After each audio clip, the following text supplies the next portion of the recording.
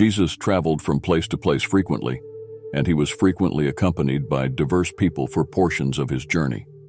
A young man began to follow him while he was leaving a tiny village on one occasion. The young man noticed the bones of an unknown species in a ditch not long after they set off.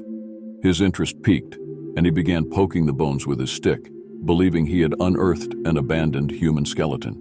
He asked Jesus, "Are you not the greatest prophet on the face of the earth? Then you must know the key to resurrecting the dead. Please, great prophet, teach me how to give life to these useless bones, so that I too can declare that I have achieved a worthwhile deed," the man said. Jesus became irritated and continued to ignore the young fool, but the man refused to give up and repeated his request over and over. Jesus' patience was wearing thin, and he finally broke, saying, "Be quiet. This is not a fool's task. This endeavor necessitates a soul as pure as raindrops and a self as sentient as angels. Before you can even be considered for such a task, you must live many holy lives. Let's pretend you got a good staff for the sake of argument. But where is Moses now to perform the miracle?" Jesus made every effort to persuade the simpleton of the significance of the situation.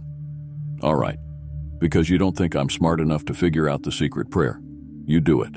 You're the one who breathes life into these bones," he kept repeating himself. Jesus was perplexed as to why this evidently egotistical man was so intent on resurrecting these dead, discarded bones. The piteous always forced themselves into a rueful state.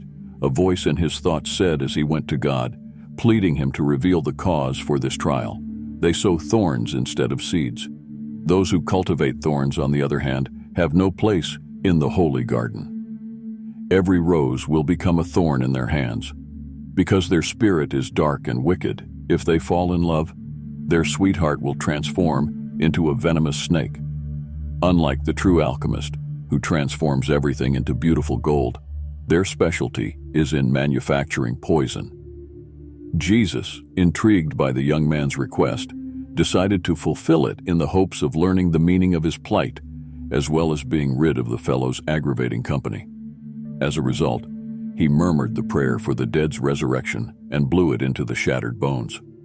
The bones, unbeknownst to Jesus and the child half-wit, were those of a fearsome black lion, not a man. The young man's head was snapped off, his arms and legs were broken, and his body was torn in no time by the lion, who had been revived from the grave. Standing a few feet away, Jesus was taken aback by the attack. He approached the lion with caution, asking, "Why did you tear this unfortunate guy apart? He simply forced me to return your life to you. I obediently devastated his body because he had enraged you, O great prophet," cried the lion. "Why don't you eat his flesh?" Jesus queried. "It's not my destiny today to be fed by his body," exclaimed the appreciative lion, who then turned around and walked away.